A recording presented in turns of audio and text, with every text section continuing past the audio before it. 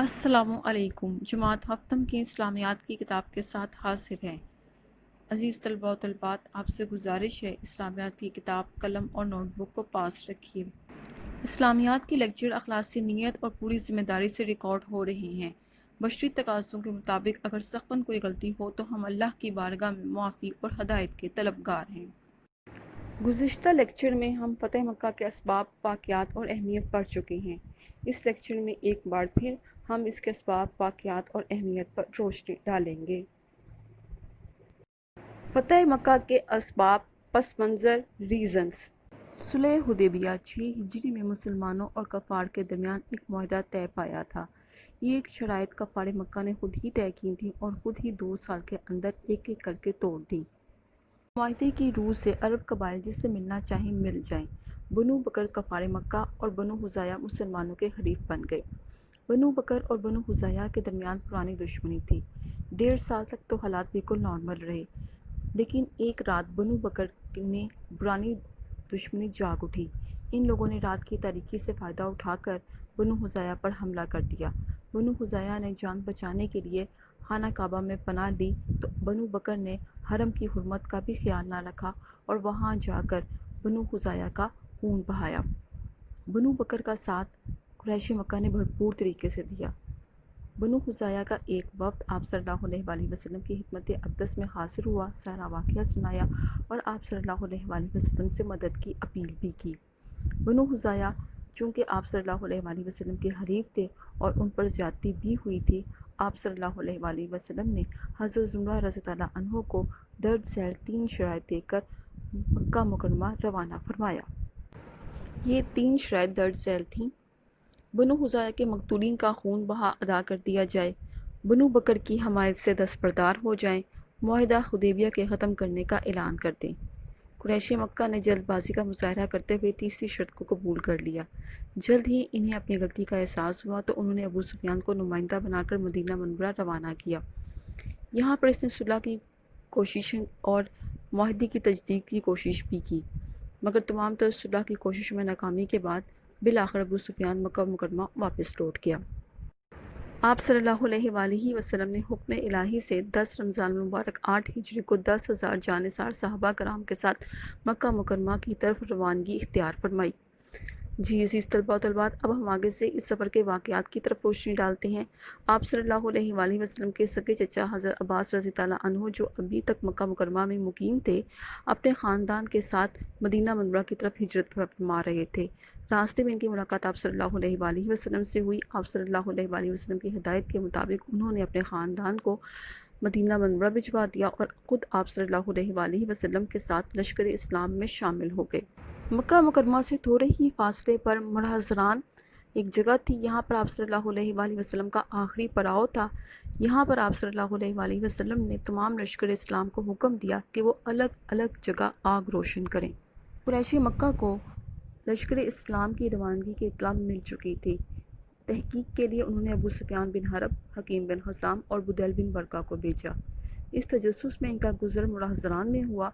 نبی پاک صلی اللہ علیہ وآلہ وسلم کے خیمے کی حفاظت پر جو جماعت مقرر تھی، انہوں نے ابو سفیان وغیرہ کو دیکھ لیا اور پکڑ کر آپ صلی اللہ علیہ وآلہ وسلم کی خدمت اقدس میں لے گئے۔ ابو سفیان کو رسول اللہ صلی اللہ علیہ وآلہ وسلم نے اسلام کی دعوت دی۔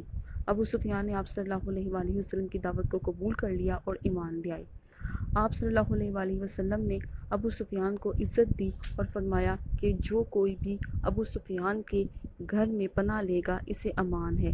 اس کے علاوہ جو ہتھیار ڈال دے، مسجد حرام میں داخل ہو جائے، یہاں اپنا دروازہ بند کر لے، اس کو بھی امان ہے۔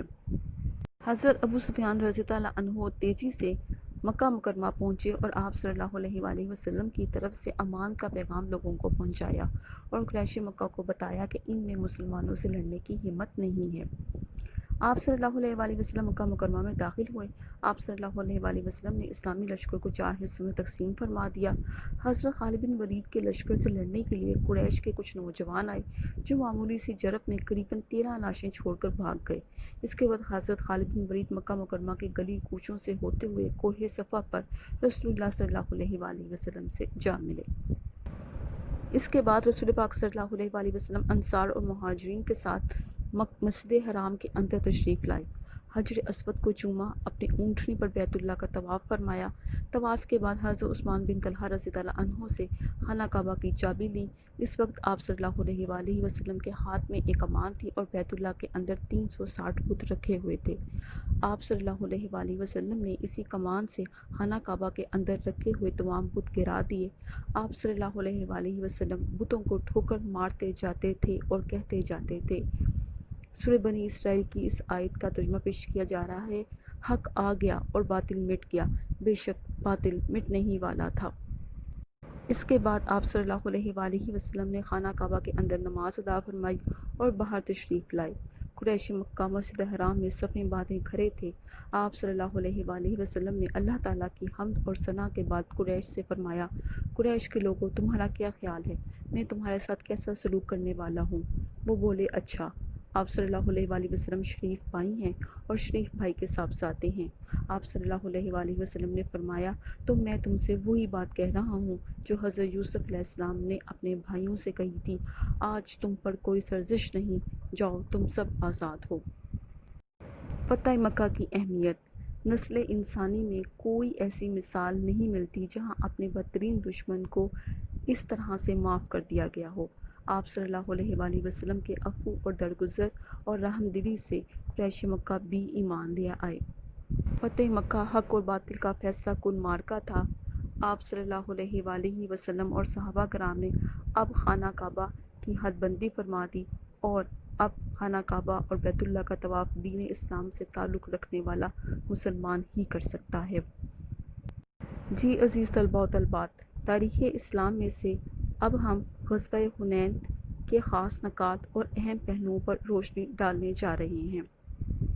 فتح مکہ 8 ہجری 10 رمضان المبارک کو ہوا۔ اس کے فوراً بعد ہی 6 شوال 8 ہجری کو آپ صلی اللہ علیہ وآلہ وسلم مکہ مکرمہ سے روانہ ہوئے اور 12,000 افراد کا لشکر آپ صلی اللہ علیہ وآلہ وسلم کے ساتھ تھا۔ حنین مکہ مکرمہ سے تقریباً 40 کلومیٹر کے فاصلے پر ایک وادی ہے۔ یہاں پر موجود 2 قبیلے خوارزم اور ثقیف تھے۔ اپنے آپ کو بہت طاقتور اور بہادر سمجھتے تھے، اسلام کا غلبہ پسند نہیں کرتے تھے۔ ان دونوں قبائل کے ساتھ دیگر قبائل کے لوگ بھی شامل ہو گئے۔ جب مکہ مکرمہ فتح ہوا تو یہ قبیلے اسلام قبول کرنے کی بجائے مکہ مکرمہ پر حملے کی تیاریاں کرنے لگے۔ بنو خوارزم کا سردار مالک بن عوف تمام قبائل کے مال، مویشی اور خواتین بھی میدان میں لے کر آیا تھا تاکہ ان قبائل کے جنگجو مردانگی سے لڑیں، اور یہ تمام قبائل وادی اوتاس میں خیمہ زن ہوئے۔ اوتاس کی وادی حنین کے قریب واقع ہے۔ 6 شوال 8 ہجری کو رسول پاک صلی اللہ علیہ وآلہ وسلم 12,000 افراد کا لشکر لے کر روانہ ہوئے۔ 10,000 وہ جو فتح مکہ کے لیے آپ صلی اللہ علیہ وآلہ وسلم کے ہمراہ تشریف لائے، اور 2,000 مکہ مکرمہ کے لوگ جن میں اکثریت نو مسلموں کی تھی۔ مسلمانوں میں سے بعض لوگوں نے لشکر کی کثرت دیکھ کر کہا: آج ہم ہرگز مغلوب نہیں ہو سکتے۔ یہ بات رسول پاک صلی اللہ علیہ وآلہ وسلم پر گراں گزری۔ اسلامی لشکر رات کے وقت وادی حنین پہنچا۔ مالک بن عوف پہلے ہی اپنے لشکر کو اس وادی میں اتار کر مختلف جگہوں پر پھیلا اور چھپا چکا تھا۔ اس غزوے کی تفصیل ہم مزید آپ کو لیکچر نمبر 6 میں دیں گے۔ جی عزیز طلباء و طالبات، PDF فائل ویڈیو کے ساتھ ہیں۔ تمام مشقی اور معروضی طرز کے سوالات اور جوابات مکمل کیجیے۔ نوٹ بک پر خوش خطی کیے خوب اچھے طریقے سے یاد کیجیے۔ آن لائن جماعت سے متعلق چند ہدایات: خوب اچھے طریقے سے تیار ہو کر کھانا وغیرہ کھا کر گھر کے ایک خاص حصے کو مختص کیجیے۔ روزانہ کی بنیاد پر ویڈیو لیکچر دیکھیے، کام مکمل کیجیے۔